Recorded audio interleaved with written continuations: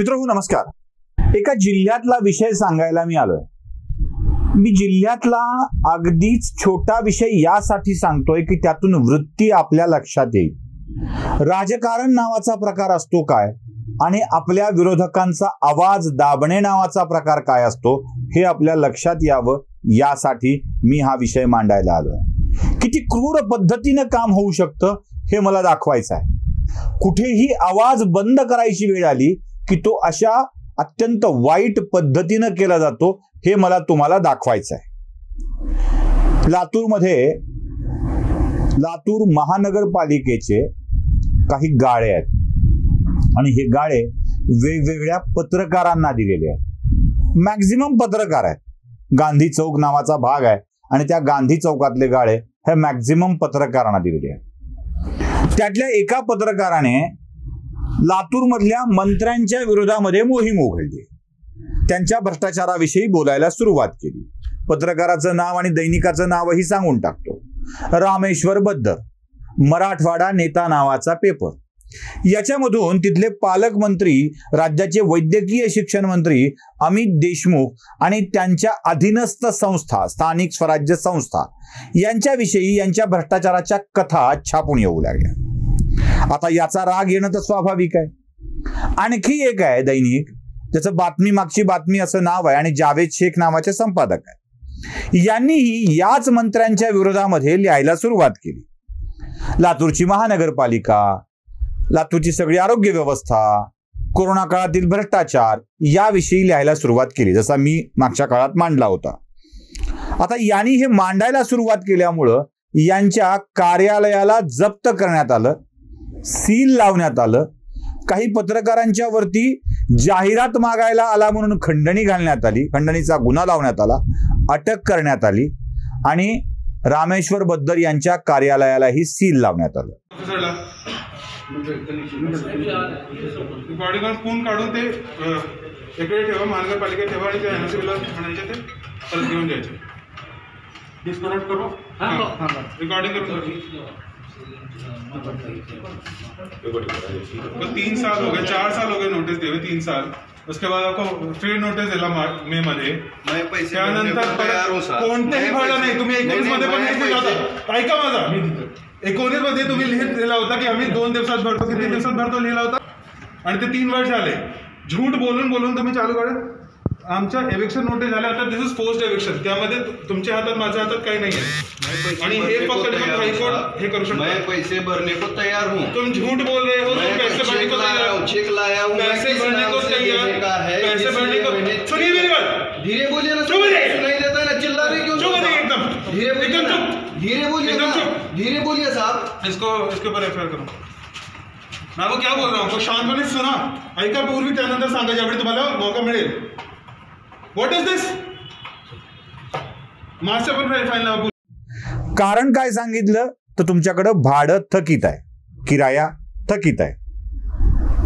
आता यांनी भाडं दिलं नाही म्हणून जे भाडं घेतात, म्हणजे आता त्याला शब्द आमच्याकडं मी आता एक वापरतो मुद्दाम, तो शब्द जो कदाचित तुम्हाला भाडं खाऊ असा शब्द आहे। भाडं म्हणजे जो भाडं खातात त्याला भाडं खाऊ असं म्हणतो। भाडं म्हणजे किराया।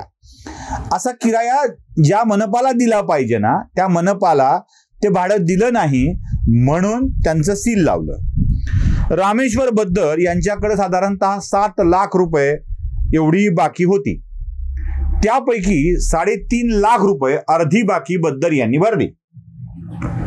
मध्येच त्यांचं सील काढण्यात आलं आणि काढल्यावर परत दुसऱ्या दिवशी लगेच सील लावण्यात आलं। कारण नाही माहित। असं कळतंय की त्यांना थेट पालकमंत्र्यांना बोला असा संदेश मिळाला।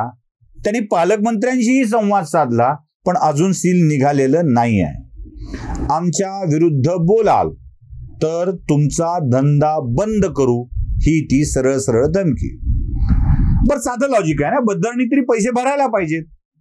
बरं, बद्दरनी पैसे भरायला पाहिजेत तर मग आणखी जे पत्रकार आहेत त्यांनीही पैसे भरायला पाहिजेत। नसतील भरले तर त्यांच्या कार्यालयालाही सील लागायला पाहिजे। मी तुम्हाला काही नावं दाखवतोय उदाहरणासहित बघा। संपादक दैनिक एकमत, खरं तर दैनिक एकमत हे नाव चुकीचं आहे। त्यात एकमतचं नाव एकमत नाहीये, पुरोगामी विचाराचे एकमत असं लांबलचक आहे. आता हे पुरोगामी विचाराचे एकमत हे जे दैनिक आहे ते अमित देशमुख यांचं आहे. त्यांचा थेट वाटा नसला तरी इंडो एंटरप्राइजेस प्रायव्हेट लिमिटेड याच्या सर्वात मोठ्या हिस्सा मालकीचा आहे तो म्हणजे वैशाली विलासराव देशमुख यांचा, धीरज विलासराव देशमुख यांचा, तर सिने अभिनेते रितेश विलासराव देशमुख यांचा. या इंडो एंटरप्राइजेस प्रायव्हेट लिमिटेडकडे जे देशमुख परिवाराच्या मालकीचं दैनिक आहे त्याच्याकडं त्याच याच्यातल्या गाड्याचे भाडे शिल्लक आहे 11,54,648 रुपये. 7 लाख बद्दरचे शिल्लक आहेत, 11 लाख देशमुखांचे शिल्लक आहेत.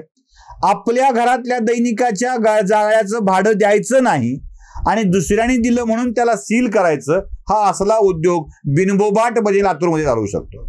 मला अजून एक उदाहरण सांगायचं आहे. ओमप्रकाश मोतीपवडे या नावाने एक गाळा आहे, ओमप्रकाश मोतीपवडे. हे ओमप्रकाश मोतीपवडे यशवंत नावाचं दैनिक चालवतात. या यशवंत दैनिकाचे मालक असलेले ओमप्रकाश मोतीपवडे आणि त्यांचे वडील मोतीपवडे, प्राध्यापक मोतीपवडे हे शिवराज पाटील चाकूरकर यांच्या अत्यंत जवळचे आहेत. यांचं देखील भाडं थकीत आहे 5,64,290 रुपये. काँग्रेस समर्थित 2 वर्तमानपत्र आहेत, या दोघांच्याही भाडे थकीत आहेत, पण या दोघांना हातही लावलेला नाही आहे. मला अजून 2 आश्चर्यकारक उदाहरणं दाखवायची आहेत. आता भाजप सोडून काँग्रेसच्या वाटेवर असलेले, म्हणजे आता पुढच्या वेळेला काँग्रेसची उमेदवारी कदाचित लातूरच्या एका माजी खासदाराला मिळेल, ते म्हणजे सुनील गायकवाड. असं म्हणतात की ते भाजप सोडून काँग्रेस प्रवेशाच्या उंबरठ्यावर आहेत. त्यांचं नाव आहे सुनील गायकवाड. आता त्यांच्या बंधूच्या नावावर म्हणजे विजयकुमार बळीराम गायकवाड यांच्या नावावर तिथे गाळा आहे आणि त्याचं भाडं आहे 5,62,924 रुपये पेंडिंग. आता खरं तर या गायकवाडांच्या गाळ्यालाही सील लावणं आवश्यक होतं, पण ते केलं नाही. भाजपच्या कार्यालयाचंही भाडं थकीत आहे, त्यालाही लावलं नाही.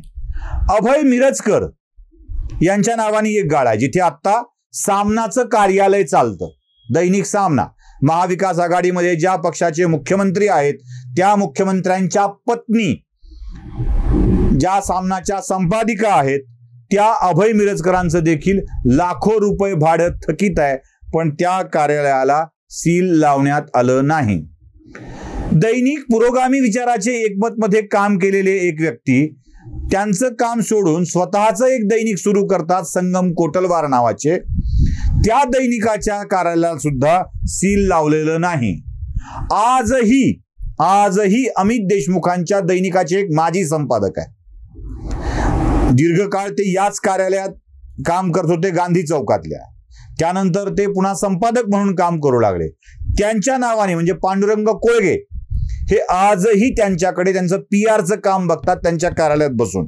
यांच्याकडे 3,16,342 रुपयांची बाकी आहे, पण या पांडुरंग कोळगेंच्या गाड्याला सील लावण्याची हिंमत मात्र केलेली नाहीये.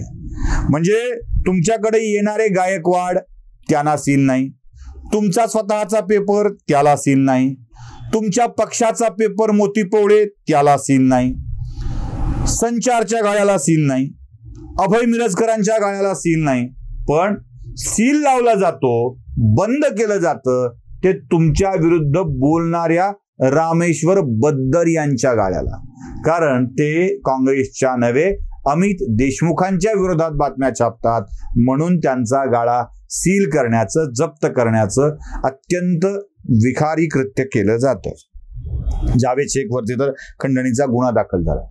बरं, एवढंच चाललंय का असं फक्त, की आणखी काही चाललंय जरा बघून घेणं आवश्यक आहे.